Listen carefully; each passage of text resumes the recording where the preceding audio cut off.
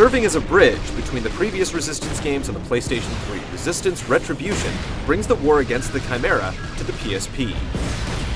Following the assault on Western Europe in the months after Resistance Fall of Man, Retribution offers a new protagonist and a third-person perspective. But does it invade the PSP with a passion, or buckle in the face of its adversaries?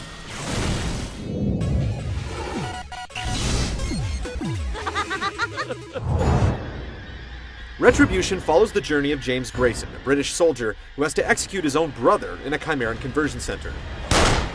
Traumatized, Grayson leaves his post to bomb dozens of conversion centers before being arrested and jailed for desertion. However, his experience is sought by the Maquis resistance, who grant him reprieve in return for guidance as they infiltrate European facilities to develop a serum that will counteract the Chimeran conversion process. Surprisingly, there's a greater emphasis on plot than in the console entries in the series. The story is told through a variety of devices, including CG cutscenes, in-game cinematics, journal entries, radio chatter, and historical narration, in the vein of the original game.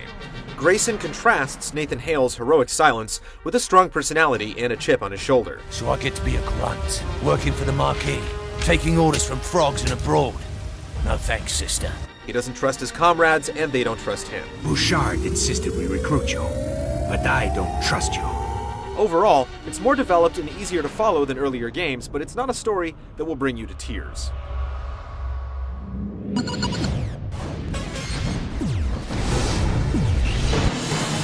Resistance Retribution is deep and filled with replay value.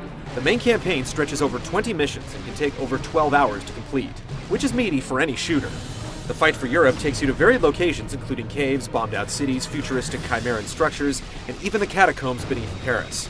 Each mission also features trophy-like challenges for players to test their skills, and explorers who seek out hidden intel are rewarded not only with an expanded story, but unlockable weapons as well. Your arsenal isn't limited in Retribution, so every new weapon you find is permanently added to your inventory, and you can return to earlier levels with your new guns.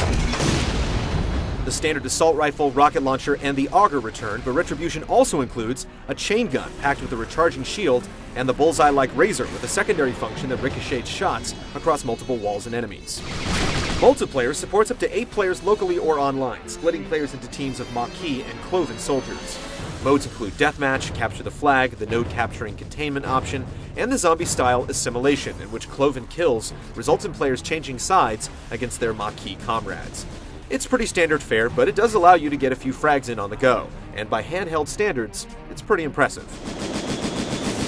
You're different, James, and not in a good way. One of Retribution's most touted features is the Infected mode, allowing you to connect to Resistance 2 on the PS3 to unlock new content and infect James Grayson with the Chimeran virus. You remind me of someone, an American named Hale. In addition to a new costume and glowing eyes, Grayson gains a regenerative health bar, the Magnum for Resistance 2, and the ability to breathe underwater and access other hazardous areas. Infecting the game also alters many of the in-game cutscenes, changing the way others react to Grayson and adding incentive to play through the campaign a second time. How can I trust you, Tommy, when you look like one of them? On the downside, pre-rendered scenes don't change when you're infected, and if you quit the game or completely power down, you have to reconnect the PSP to reinfect it. Retribution offers a lengthy campaign and strong incentive to replay missions. The multiplayer doesn't stand apart, but it's adequate, and Resistance 2 owners get some extra bonuses too. It's got more content than most console games, which is saying something.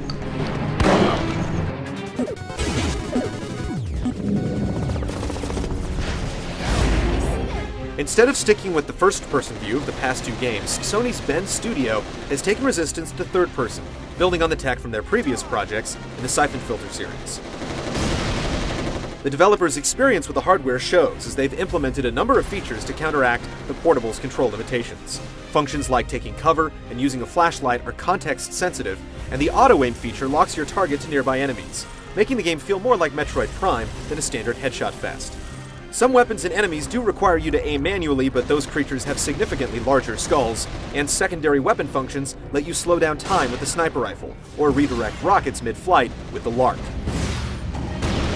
Resistance 2 owners have the option to connect their PSPs and play using a DualShock controller, but aiming still feels stiffer than a PS3 title, and large groups of fast enemies are clearly designed with the lock-on in mind. Individual enemies aren't that tough early on, but the game compensates with sheer numbers and mixes together enemies that require different strategies to take down.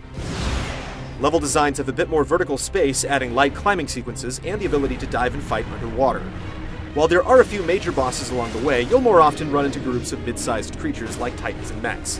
And a couple of levels actually let you pilot a mech to take down monsters from relative comfort. You must be last year's model. There are moments when the waves of enemies can feel a bit repetitive, but for the most part, Retribution keeps the action moving and stays exciting throughout.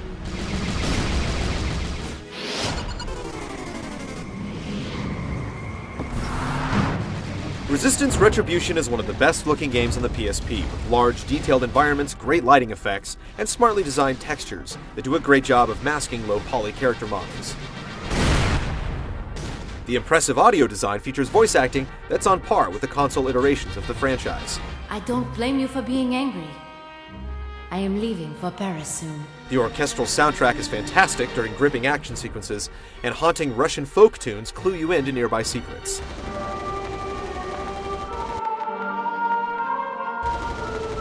This is definitely a game you'll want to play with headphones plugged in. Resistance Retribution makes the most of the hardware, works around the system's limitations, and features a solid campaign with lots of incentive for replay. In terms of pure enjoyment, Retribution goes toe-to-toe with its big brothers on the PlayStation 3, and it's a must-play for fans of the series or those who are looking for a great shooter for the road.